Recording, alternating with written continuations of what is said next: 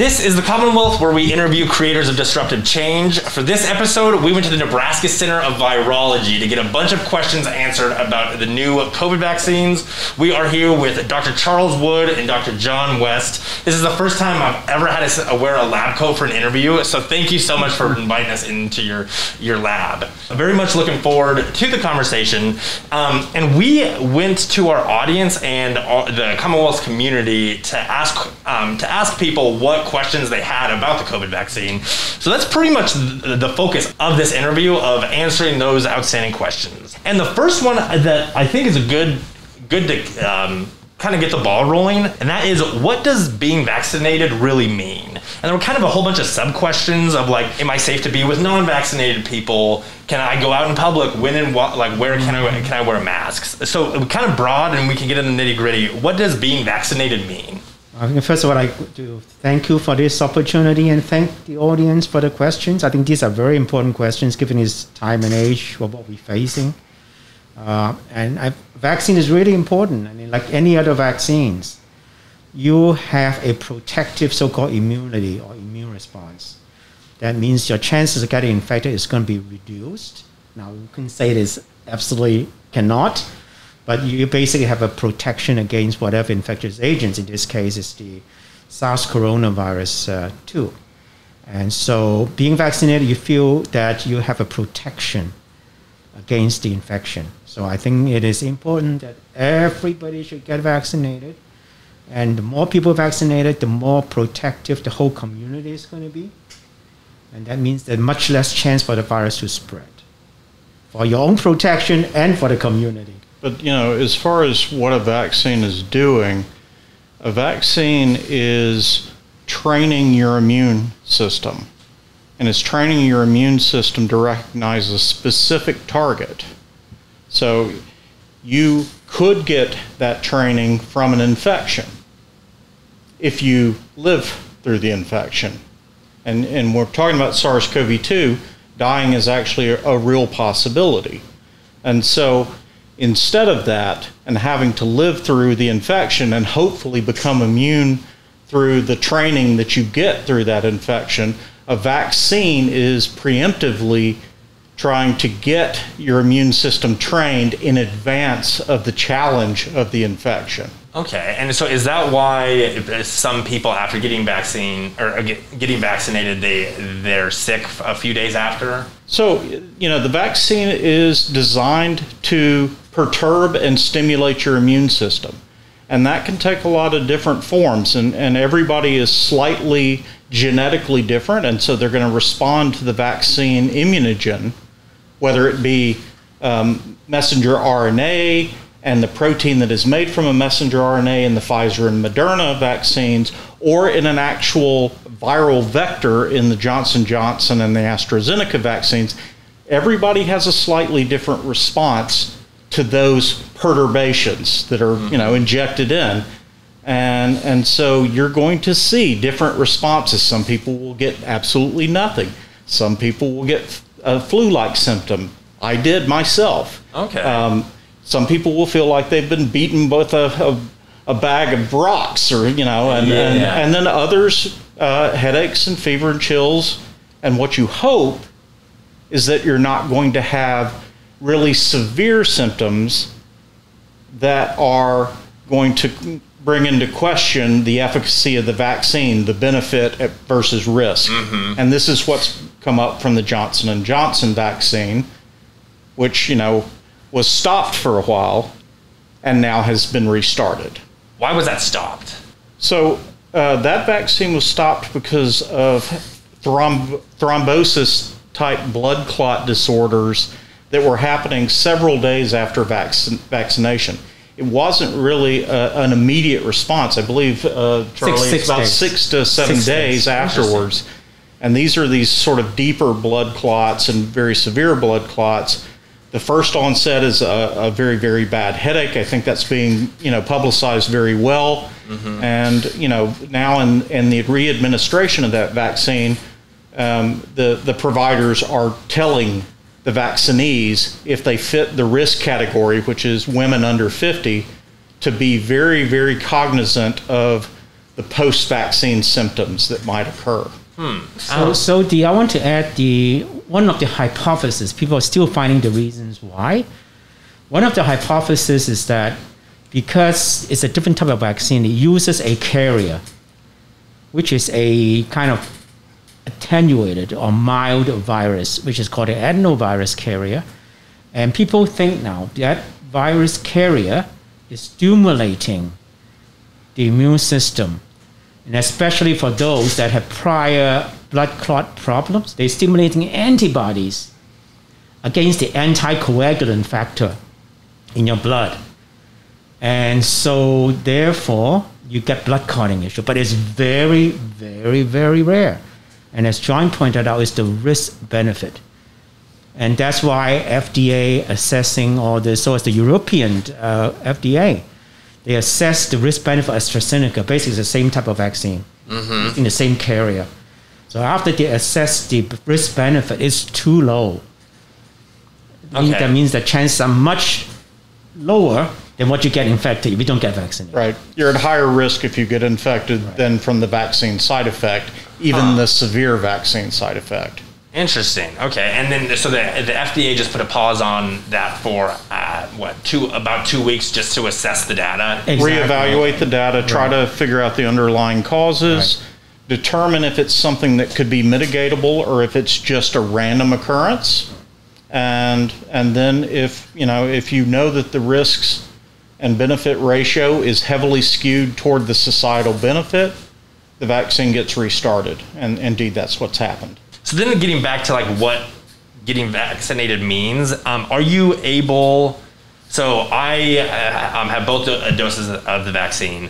Am I safe to be with people who aren't vaccinated yet? So it's a hard call because in any vaccination scenario, with a sufficiently high viral challenge, the vaccine response can be overcome.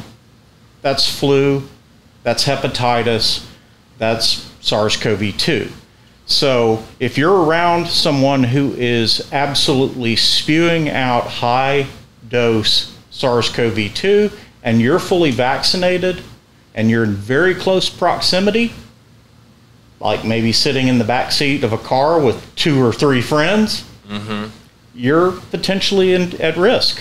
So even when you're vaccinated, you can still get sick.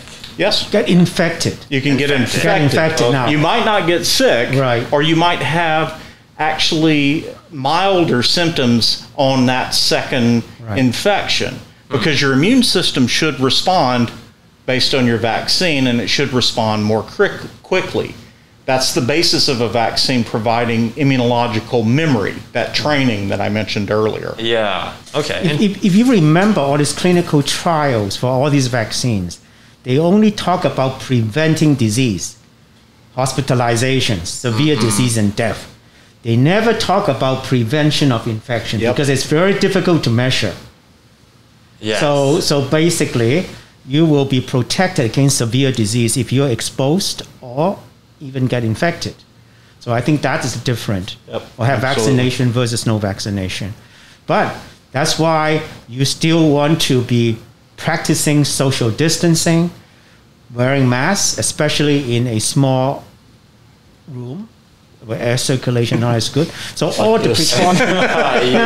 We have special air clearance. And it explains the masks. And we're all vaccinated. Yes. But no, this room has special, very fast air exchange. Like a minute, the whole room is changed. Oh, wow. And it's HEPA filter, so there's a special. So you're talking about essentially in facilities like this, you're talking about air exchange that mimics outside. Oh, wow. And as you've heard from Dr. Fauci and others now, you're at much, much lower risk of infection if you're vaccinated outside. And in fact, they're now suggesting that masks off for a lot of outdoor activities. And there's a whole list, I think, released from the CDC yesterday or today. And, these include almost any outdoor physical activity. Go ahead. But in conclusion, that you should still practice safety. Distancing and wearing masks, regardless they're vaccinated or not. All right, so next question. I note this is coming from the perspective of the person who submitted the question. I noticed that on the vaccine card, it says that it's good through like July. How long do the antibodies and vaccination last for or after a booster shot? So then we can also get into the booster shot. But how long does a vaccination last? It is still being evaluated. Because what has been studied, since the vaccine's only been rolled out like since December or January, we only have 6 or 7 months evaluation. So what they have evaluated in 6 months after vaccination. Doesn't mean that after 6 months your protection is going to drop down to 0, and it also varies from individual to individual. Right.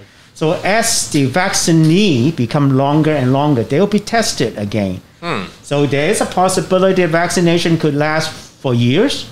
Could be only 6 months, or could be 12 months, could be 20. So we don't know those answers, but they're being addressed right now. Okay. But at least 6 months, that's what they know. At least 6 months. Right. And then once they know the exact timeline, will there be a booster shot after? So if it is 6 months, or is it just too soon to tell? It's going to depend on the epidemiology of the SARS-CoV-2 pandemic. It's going to depend on how thoroughly we vaccinate and eliminate variant transmission. Because if you can stamp it out, it's unlikely that this SARS-CoV-2 variant will come back. Mm-hmm. But that requires, and I think your viewers are probably interested in herd immunity, it's probably going to require vaccines delivered to at least 70 to 80% of susceptible individuals. And you have to keep in mind that there are always going to be individuals with underlying immunological deficiencies who cannot be vaccinated. So they have to fall into that 20% that never gets vaccinated. The rest of us have to get vaccinated in order to achieve herd immunity and to prevent the cycling of the virus as a seasonal pandemic. But it may cycle anyway. We just don't know.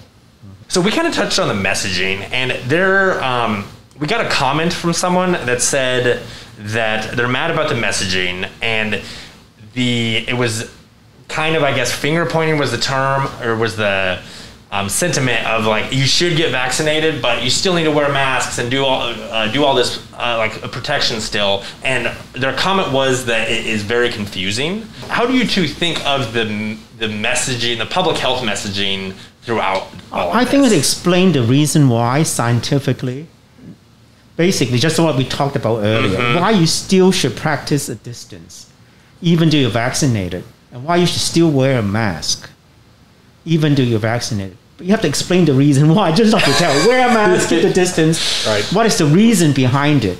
Yeah. Okay, it's just because there's still a chance of getting infected, and still variant could be spreading as well. You might not be as protective against the variants, or whatever variants we don't even know.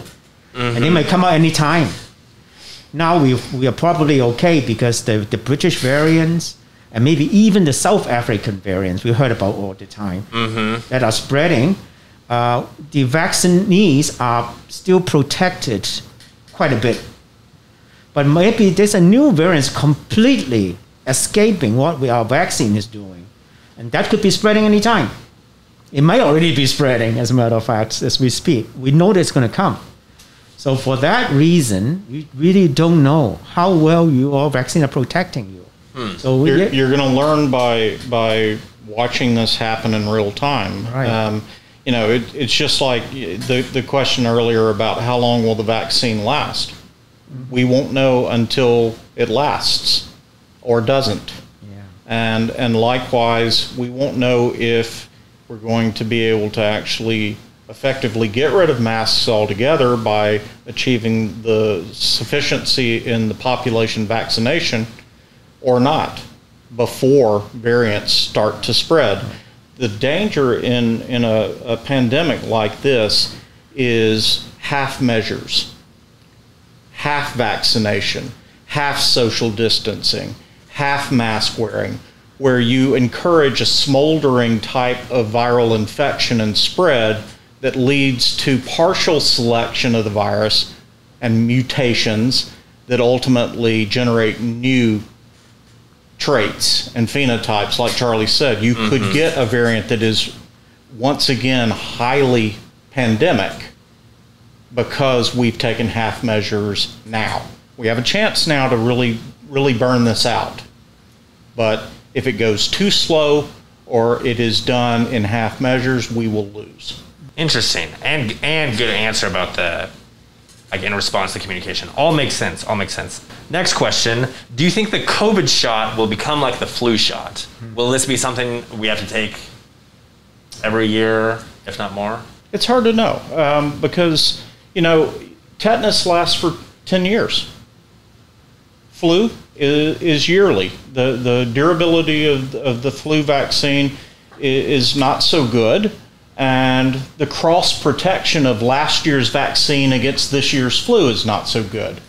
So it's going to depend on how good this vaccine is at providing cross protection against new variants that might crop up, and how durable the antibody actually is in terms of the level of antibody in the vaccinee's blood. And we won't know those answers probably for several more months. Okay. But the good thing is science is continuing making progress. So people are working towards a vaccine that could protect against all the potential variants. So if we have that, and if the response is sustained, that you might only one shot forever. Yeah. So we don't know. I think that's why science is really making a difference. And everybody's working towards a universal vaccine that no variant is going to escape. Yeah. So that will come. So we have to be optimistic. I think you have to be also optimistic about the new vaccine technology. This is the first time that an mRNA vaccine has been utilized. One of the things that has come up in this particular pandemic is that vaccine efficacy exceeded almost all other vaccines that had been previously developed. Yes, it has issues with stability because of the temperature requirements for both Pfizer and Moderna. So it's a little more difficult to use, for instance, in the developing world and in communities like the homeless that are migratory, and you need to actually get them vaccinated twice. But the advantage of that technology is if you need to retool the vaccine, it's very simple to retool that vaccine so that it now makes a slightly tweaked RNA and therefore encodes a slightly different protein, and now creates yet another vaccine response. So the ability, if it does become seasonal, to modify the vaccine approach is almost trivial. And it could be very, very easily manufactured and rolled out to address new variants as they come up. And okay, so because it's stored at such cold temperatures, is that why? No, it's about the nature of the vaccine, because the nature of the vaccine is RNA, and RNA codes for protein. So if this year's RNA needs to be tweaked, it's just a simple matter of changing a base or two in that RNA, and now you change an amino acid in the protein, you change the shape of the protein a little bit, you get a new response. So RNA is essentially nucleic acids. And It's extremely unstable. That's the reason. That's the cold connection. Okay, interesting. Yep. Okay, so the next question, and I think this is a very common one, and again, I'm wording this from the listener who submitted it. I would say a lot of people are nervous about it because it's not FDA approved. How long has it taken for other vaccines to be approved upon development? This vaccine is, as John pointed out, is very groundbreaking. There's never been a vaccine approved so fast. People are always nervous about, because it's the pressure and the government wants to get it done and that type of thing, but it's not. This vaccine technology we talked about, the RNA vaccine technology, has been in development for years, over 10 years. They've been working in for other viruses, including Zika, Ebola. So it's been tested in the HIV. They tried that as well. So it's been field tested for years and years. So the technology is already there, just adapted to this virus, the COVID-2. The safety profile is actually better than most other vaccine platforms with this messenger RNA. The only problem, again, is the logistics of dealing with delivery, which are related to the necessity to store at very low temperatures and to keep it that way until right before you're ready to formulate the vaccine and put it in arms. That creates problems when you're talking about, for instance, mobile vaccine centers, if you're talking about trying to reach into disparately served communities, the homeless, the impoverished, where you don't really have these areas for storage of RNA at minus 80 degrees or lower. And so, this becomes a real problem. And as you can imagine, if you go to places like sub-Saharan Africa, parts of South America, it gets even more problematic because now you've got to actually get out into the villages and into the bush and deliver vaccines. It's best to do it one time. And the other thing why they can pass or test this vaccine such as lightning time is because of the population. I mean, there are tens and thousands of people have been able to be tested at very short time. It's difficult for other viruses to test because the infection rate is much lower. Given the pandemic, you have all these people getting infected in such a short time. So you know the outcome very fast, whether it's protective or non-protective. Other viruses is different because the rate are so much slower. Yeah. So that makes the difference that you can test a large number, a large population in a lightning fast time frame. Not possible for other viruses. Yeah. Polio, all these other things. So that makes a huge difference in terms of cutting down the time. So it's a safety, its test is there. And a large population been tested. So it's really good data. Makes sense, and especially with all the amount of people getting that were infected. Okay, so next question, and this is actually relevant to podcasting. I'm a podcaster, follow the podcast media, and this week Joe Rogan, who is like the biggest podcaster, said that if he was young and healthy, he would not get vaccinated because there is some risk associated with the vaccine. And I see both you two cringing. If you are young and healthy, why should you get vaccinated? Well, I mean, we've been talking about the reason. Yeah. Right? You get infected, and then even though you recover, or the disease is not as severe, young and healthy, and because you have better immune response than elderly like myself, but the long-term effect of after recover, we're starting to see it. There's a lot of lingering effect, even in young people. So you want to avoid infection no matter what age you are at. Besides that, if you're talking about someone who refuses to get vaccinated and they're going to live in a box with no doors and no windows and they're going to see no people, okay, fine. That's your choice, and that's your choice for your chosen little environment, your little universe that you create. But if you're going to be in any way socially dynamic, it's your responsibility as a member of society to everybody else to not be a spreader of this virus to people who may, in fact, be more susceptible than you are. So maybe you spun the roulette wheel and you're not going to get sick because you got infected. But you can't make that choice for everybody you might expose. You have a societal duty to try to protect your neighbor. Yes. And I think that's what Rogan is ignoring. Yes. Yeah. Both of those. My girlfriend got sick with coronavirus, and her taste and smell is still affected. And the sense of community, everyone has an obligation to their neighbor. What do you think about the wait and see mentality of the like, oh, I'm not going to get it now, I'll just wait and see? That's asking for trouble, basically, because given the infection rate, unless we have the herd immunity, okay, if we don't, eventually that person is going to get infected because you're going to, as we said, unless you live in a box. You go outside. That's right. You're going to be exposed. All right. And all of that waiting is waiting for bad variants to develop. So by the time you get done waiting, the original virus is probably gone, and now you've got one of the nasty ones. Right. That's what's waiting for you while you're waiting. And it's just not a good strategy. Vaccinate fast, vaccinate as broadly as possible, and get the pandemic over with. It has to be the strategy. Wait and see is just delaying problems. And then we know that even with the new variant coming, the British variants, you're seeing the younger and younger people getting infected. And the hospitalization, the age is going down as well. So the variant's going to adapt. Mm-hmm. They love the young people pretty soon. So, right. It's absolutely true. Yeah. The variant, so viral adaptation is driven by natural selection. Right. So if the only susceptibles become young people, the virus will adapt to the physiology and the behaviors of young people. That's exactly what will happen.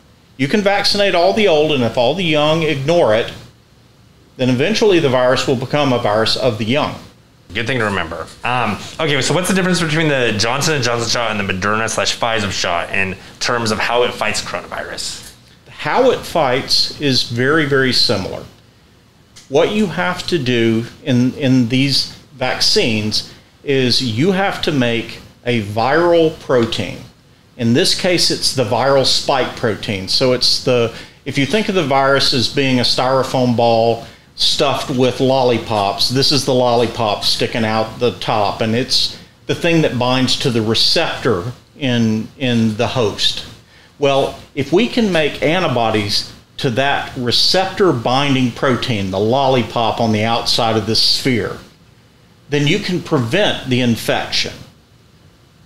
The vaccine delivery platforms all make that protein, that spike protein, and they just do it by different gene delivery methods. So the Pfizer and Moderna deliver a RNA. That RNA programs the cell to make this protein. The body sees the protein as foreign, makes antibodies. The antibodies prevent infection. The Johnson & Johnson and AstraZeneca use a viral vector to gene deliver the gene for that protein. It comes in as DNA. The cell makes the RNA. The RNA makes the viral protein, and you get antibodies because it's foreign. Mm-hmm. And they all have to make this protein. The protein stimulates production of the antibody. The antibody prevents subsequent infections. It's complicated. Right? Yeah, it's complicated. Let me put it in a very simple way. Yeah. All these vaccines stimulate a protective antibodies. Right. That will neutralize the virus. The virus will not infect anymore. Okay. They are the same. So the whole purpose of the platform is to make protective antibodies. They both are so the end result is the same, that you have antibodies. You have antibodies. That's right. You want antibodies. Is there a preferred way to do it? There are other ways, other vaccines too. You have whole inactivated virus vaccines. That's what testing in China. They were using in China. So different platform to make this protective immune response. But it's all about making the antibodies. How you make the antibodies is really almost irrelevant as long as it works. Right? Okay. You make the antibody's what's protective. And various ways and patentable ways to actually do that, right? So the intellectual property here is not the mechanism, it's about the platform that delivers the gene. Okay. All right. Makes sense. I do wish I would have paid a little bit better attention in my high school science class in all of this. That's okay. Yeah, well, thank you. I bet my high school science teacher would not agree. Okay, 2 more questions.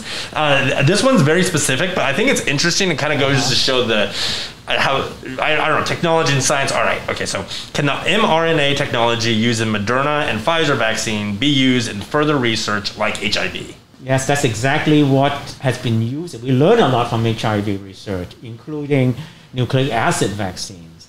And so that's why it's so easily adaptable. And what we learn from COVID-2 now, we're going to apply to other viruses, including HIV, so that we can switch back and forth the same platform. I won't be the least bit surprised to see an influenza vaccine come out on the same platform within the next year. There's the answer. Okay, then last question for you two. So what comes next after this? And mainly, when do you see all of this going back to normal? People not wearing masks and all the stuff. So concerts are my big one. I want to go to my watch Billie Eilish perform. Oh yeah, that's why we thought if we can achieve herd immunity, and then we can really prevent the virus from spreading, including variants have no chance to come up, then we can all go back to normal. But unfortunately, it's a global disease. If we achieve that in the US, other countries might not be achieving it.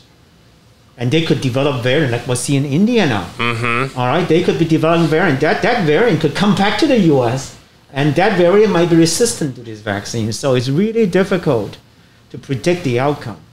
But at least in the US, the faster we get vaccinated, the less chance it spread, and we can go back to more or less normal. You know, I think you're looking at a scenario where we talked about community earlier. The community in this case really is the entire world population. When you're at 70% of the entire world population vaccinated, everything's back to normal. Until that time, you're going to have to actually consider things like vaccine passports or cards if you want to go to that Billie Eilish, right? So, so the only way you get through the door now is, you know, they screen you for knives and guns and booze, but they also then check your vaccine status on some sort of an identification. Otherwise, how can you do it safely? How do you know that the guy standing next to you is in fact vaccinated?